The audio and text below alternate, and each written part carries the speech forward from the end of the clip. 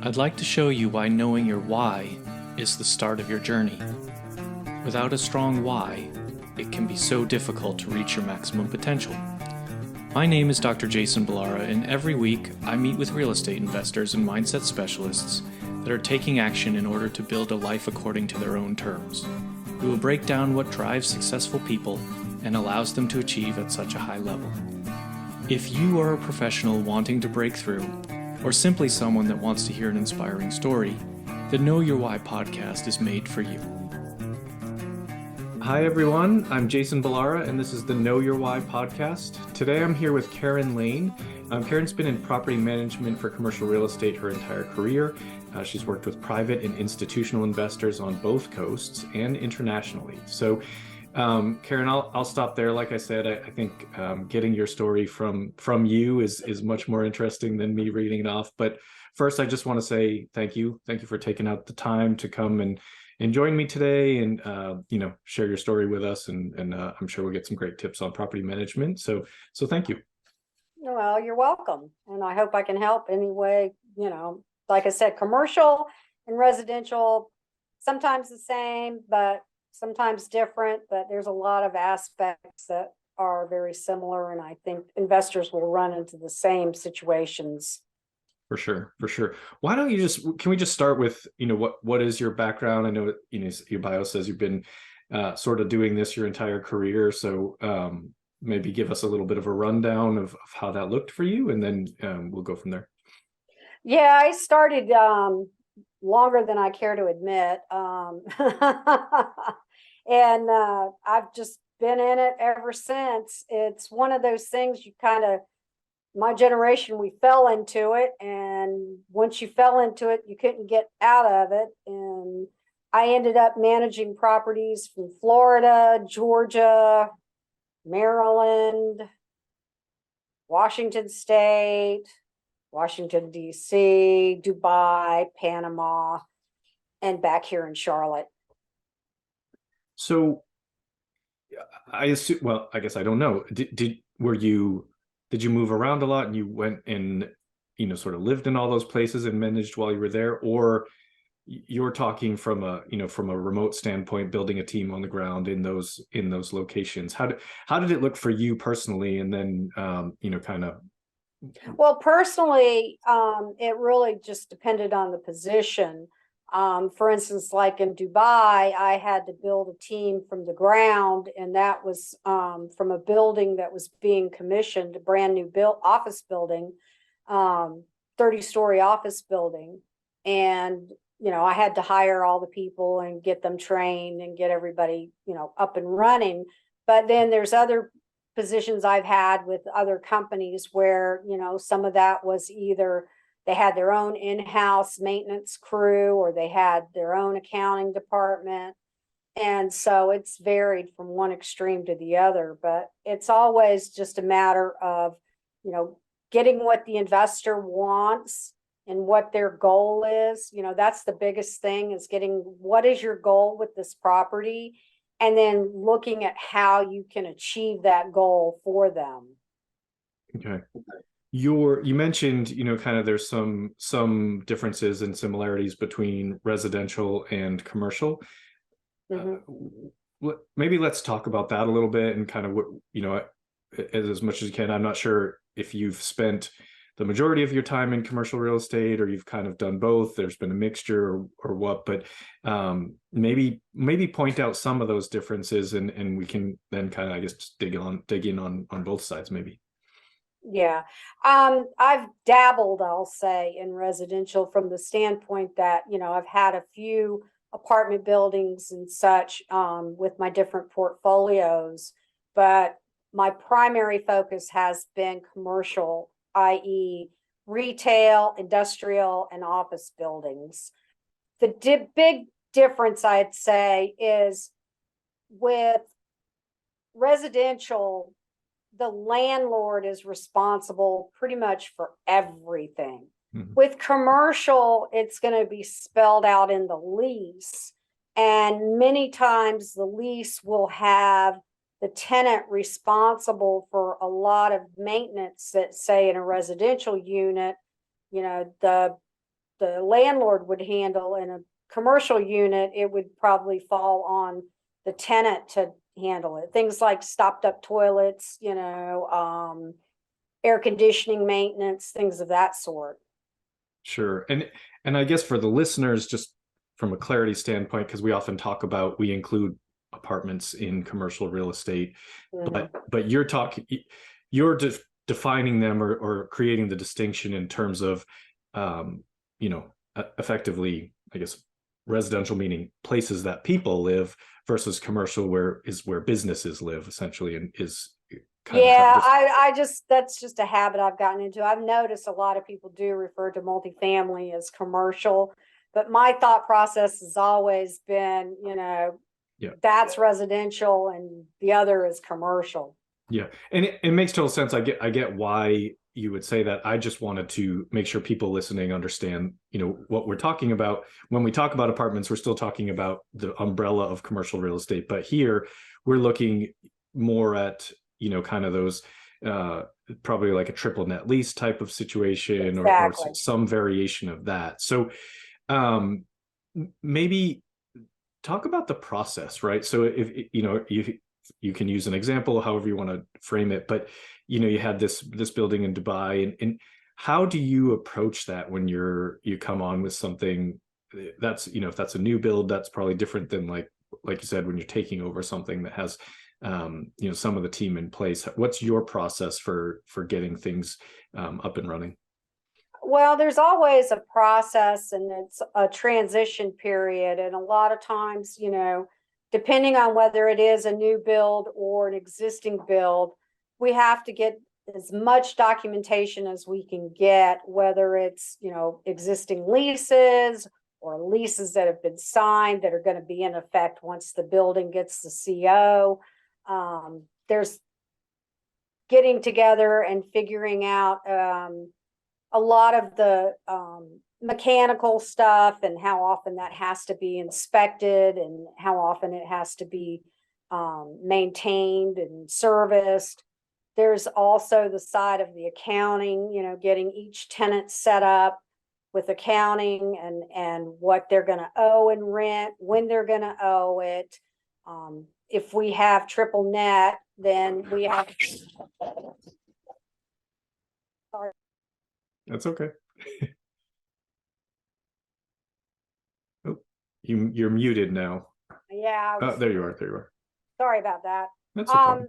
No, it's a question of, basically you just kind of go through the steps and you put together. I'm sorry. I am so sorry. Hey, can you hang on and let me put them out? Let me pause. Yeah. Recording. little technical / dog interruption, but yeah, a 4-legged interruption. That's right. It happens. No problem. Sorry about that. No worries at all. So you're kind of touching on things you have to put into place, and I guess one probably major distinction between so commercial and residential here is length of lease. I'm sort of most people, when they rent an apartment, you're probably going to have a year-long lease. You might have slightly shorter, you might have slightly longer, but when you're talking about sort of commercial building leases, that's typically quite a bit longer than a year, correct? Yes, they can range anywhere from 3 years to 20 years, depending on who the tenant is. Like when you've got big tenants, like say Harris Teeter, which is a grocery store, Kroger, they'll typically have probably a 20-year lease with 4 or 5-year options, so they end up with basically a 50-year lease. But when you've got mom and pops, then you're talking 3 to 5 years usually is the max you'll get out of them. Okay. What's your strategy for, suppose you're managing kind of a shopping center with maybe that there's a Harris Teeter or some sort of big grocery store, but then you have a lot of times you'll see the grocery store and then a bunch of other little shops kind of attached to it. Is there a particular strategy that goes into that where you want you want one really sort of anchoring store, and then you want shorter leases on the other ones, or you're just trying to maximize the length of, like, what, or does that depend on the investor? How do you approach that? A lot of times it will depend on the investor and what their goal is, but any retail lease, we try to get, like I said, a minimum of 3 years to 5 years. And it used to be 10 years, but now it just seems like more and more they're getting shorter and shorter because people don't want to commit.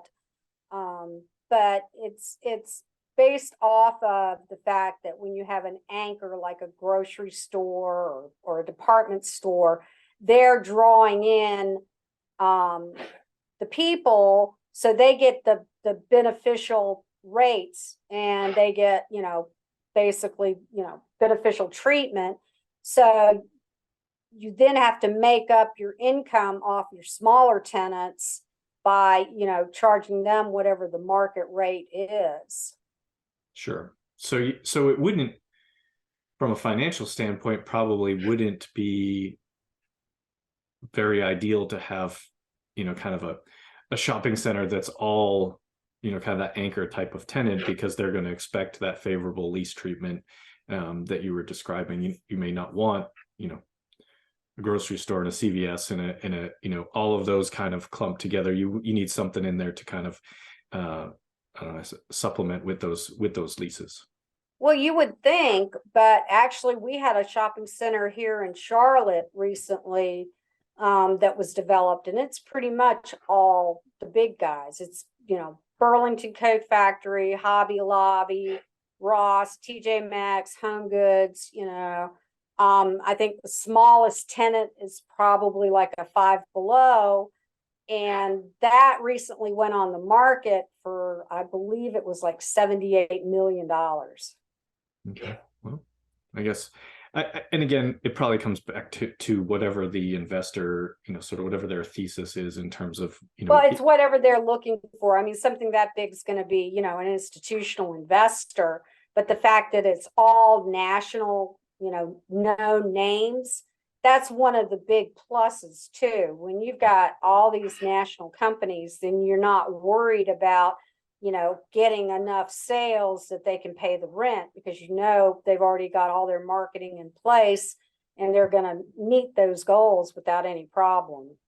Yeah, it's maybe there's slightly lower returns, but that's going to be just a a lower risk profile as well, which is, I mean, it's really no different than, say a class new build commercial building, or apartment building versus a, C class value add. You're just talking about, lower returns, but a safer, in theory. Exactly. Yeah. Because when you get into the value add, that's when you usually have a tertiary market, you've got some vacancies, and you've got to kind of fill it up to increase the value. Yeah. I want to ask you maybe a little bit about office. Since the pandemic, that's always obviously been a big, sort of a hot topic, in the sense that, for a while, all the office buildings were basically vacant, and some people have claimed office is dead, and all of this, and probably, a lot of that stuff gets a little bit overblown. But what are you seeing in that particular asset class from your standpoint? What are your thoughts? Well, I'm not too involved with offices at the moment. The ones that I do have, a lot of them are just single tenant, like lawyers, and they're always going to be occupied.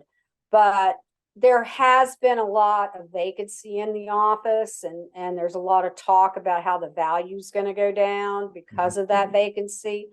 But then at the same time, you're seeing where a lot of companies are starting to push their employees to come back to the office.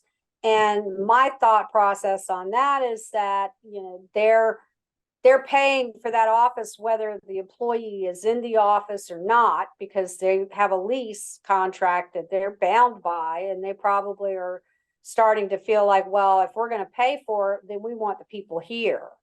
I don't think office is dead, as a lot of people say. I think that it is going to evolve, And I think the companies that evolve their office process maybe to more of a hybrid work, and then, get away from the cubicles and, give it a little bit more of warmth in the office, then people are going to want to come back to work. Yeah, I think that's a great point in that you've got to make the office maybe more of an experience than just packing people into cubicles, with tight little space that people don't want to people don't want to leave home and risk whatever illness just to be kind of jammed together to do something that they could probably do at home just as easily. So makes total sense. I hear people talk about like office conversions and things like that. Are you seeing any of that? Are you seeing maybe that be a way to salvage some of the value in some of these office buildings? I've seen, and heard about that. Honest, in Charlotte, they really haven't had a need. Charlotte has kind of outpaced the rest of the United States, and we've stayed really, really a hot market. We've had companies moving in when everything else was shutting down. So there's not that much of the conversion going on here, unless it's maybe like a Class C building that they want to try to convert just to make it something that they can lease out and market. Yeah. Yeah, I suppose that makes sense. Where it's going to be like many things, market specific. If you're in a hot, high demand market, people are going to, real estate is going to still be have good value, maintain its value. So that does make sense. What are you kind of looking at? We sort of going back to where we talked about having a team and things like that. Is it a different approach if you're talking about things that are local to you? So in your Charlotte market versus the other places you mentioned, whatever it is, Dubai, Washington, D.C., anywhere that's kind of outside of your easily driven to type of locations. What do you look at in those instances maybe differently? Well, the thing you have to look at differently there is your maintenance contractors, your landscapers, your sweepers, anybody, even your tenants pretty much have to be your eyes and ears and, let you know whenever there's a problem or if there's something that comes up. I mean, we try to get to all our properties that are outside of Charlotte at least once a month. And, it's a lot of windshield time, but it also gives eyes and feet on the ground, to see what's going on with the tenants and with, any issues we may have. Yeah. I guess that makes sense. You still have to get there and be there personally. Yeah. I mean, but in the meantime, you really do. You have to depend on the people that are there. And a lot of times that's where there's the partnership with your tenants, because they can help you and tell you, okay, this is going on. And so, you need to address it. Same thing with your vendors. If they're good vendors, they're going to say, hey, I noticed you got a homeless problem, or I noticed, that, a pole light was out or something like that. Mm-hmm. What are you doing to try and, like, I know this is going to probably vary and depending on the particular asset, but what type of things do you look at for maybe both in your due diligence as you formulate your business plan, but also just to increase NOI on these properties? What kind of I guess tips and tricks might you have to tell people that would help them if they've got similar type of building? I would say, first and foremost, you got to get your collections. You got to make sure the tenants pay on time, because a lot of times that'll drag out, and you'll roll from one month to the next. And my experience is, once somebody gets 2 months behind, they're never going to catch up. The other thing I would say is you look at the expenses and you look at, exactly what those expenses are and how you can, possibly reduce them without reducing services. Big thing right now, of course, is like parking lot lights. We're doing a lot of retrofits of parking lot lights from mercury halide to LED. Mm-hmm. Yeah, no, that just savings on, and again, I guess this is maybe something that overlaps with, sort of that residential side where we'll do water saving programs and things like that, where we go in and essentially just outfit the entire complex with new toilets, new fixtures, everything to sort of decrease the amount of water usage. And same thing on the lights, right? You replace all those exterior lights with LEDs. Now your electric bill goes down. I mean, it's so it sounds like it's not, a lot of those strategies are probably pretty similar, I think across they're asset classes. across the board. Yeah, I think it really is across the board. And depending on, like you say, if it's something where the landlord's paying the water bill, then you're going to be wanting to look at it and know that, there's no leaks and you're not paying an exorbitant amount of water just because somebody's got a running toilet and it hasn't been fixed. Right. You mentioned collections, and of course, everybody, we hope to have good collections on our apartment complexes too. But I would imagine that the eviction process, if that's not happening, is different in these types of, sort of commercial and office buildings versus an apartment complex. What do you see? How does that? I don't even know how that process sort of works. If you're talking about, it's unlikely you're going to have to evict like a grocery store chain, right? That's not, but maybe some of these smaller shops, if they're not paying, as you mentioned, how does that look different than it does for, an eviction situation in a residential scenario? Well, I believe, and now it varies state to state, Sure. but I believe the actual process of the filing and the court hearing and the 30 days and all of that pretty much runs the same, whether it's commercial or residential. But I would think that the difference primarily would be that, you're talking a business versus somebody's home. Right. And I would think that courts are going to lean a little bit more in favor of those that are, you're kicking them out of their home versus, you're saying, okay, look, you can't make the business work. It's time to close it down. Yeah. And that makes sense. I think, you don't want to force people, you don't want to create homelessness through eviction. But you're, a business that isn't able to sustain itself is, that it's not the same. And what I've seen, a lot of times it's a matter of, just negotiating with them and just saying, look, you're not going to make it, we'll apply your security deposit to what you owe. Let's just, call it a day and you move out. Or, some owners are like, no, I want to hold them to it, and we hold them to it. Mm-hmm. And we get judgments and go after them that way. But it's based on the owner and how they feel about it. But just like in COVID, we had a lot of things where we had to defer rents for people, especially when the businesses weren't open. And then we work out, like a way they can pay it back. And usually part of that includes the landlord, like forgiving a certain amount of it too. Sure. Yeah. We're just having the difficult conversations and coming up with, mm-hmm.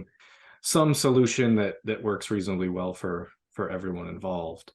Well, Karen, let me switch gears here. I want to ask you the questions that I get to ask every guest. And the first one is based on the name of the show being Know Your Why. So I ask every guest, what is your why? What's your driver in terms of pushing you forward towards success? Well, I would say that I have been lucky enough to see a lot of success in my career. As I mentioned, being able to actually do my job and do it overseas. Now I'm at that point where my why is that I want to get investments of my own. and, make those work for me so that I can quit working a W-2 and start working my own investments and managing those instead of managing other people's. I found I'm good at making money for other people. Now it's time to make money for me. You want to get yourself on the other side of the table. Makes total sense. Makes total sense. That's great. Tell us something about yourself that isn't common knowledge. It could be a special skill, a hobby, something just to let the listeners know you better. Let's see. Not common knowledge. Well, it's common knowledge that I speak my mind. I've been accused of being from up north many times because I'm so direct. No, I can hear the accent. I would say that, yeah, you can tell by the accent. But the only other thing is that I love dogs. I've been rescuing and fostering and working with different rescue organizations for over 10 years. And that's definitely a passion. I love it. I love it. I don't know if you know this, but I'm a veterinarian. So I saw that. I saw that. Yes. Yeah. So I too love dogs. So that's great. They definitely need people like yourself. When people hear this episode and they want to reach out to you, what's the best way? Probably the best thing is just through my email, which is info@Allison, ALISON property.com, or feel free to call me. I don't mind at all. My phone number is 704-980-7114. Okay, we'll have that in the show notes. My final question for you, what is something that, or what is a piece of advice that you would give someone, getting started in real estate, that you would suggest will help them sort of get going and really start taking those steps forward as an investor? As an investor, I would say that you want to pay attention to the fine print, whether it's the purchase agreement, whether it's your, mortgage agreement. Definitely, you've got to do your due diligence, because there is a lot of times, especially when you're talking with bigger properties like multifamily and commercial, where you'll get a price based on the pro forma, which is what they're projecting that it can do in a best case scenario. You want to look at the actual books and look at the actual numbers before you make an offer, because you want to know that this property is really worth X amount, not what they're saying it's going to be worth once you buy it and turn it around. Yeah, no, that's great advice, and applies to all asset classes, really. Commercial, residential, even single family type rentals. You've got to, you don't want to make your investment based on what the broker tells you it's going to do. You really need to do your homework and get it yourself, get it really dialed in yourself. So no, that's a fantastic piece of advice.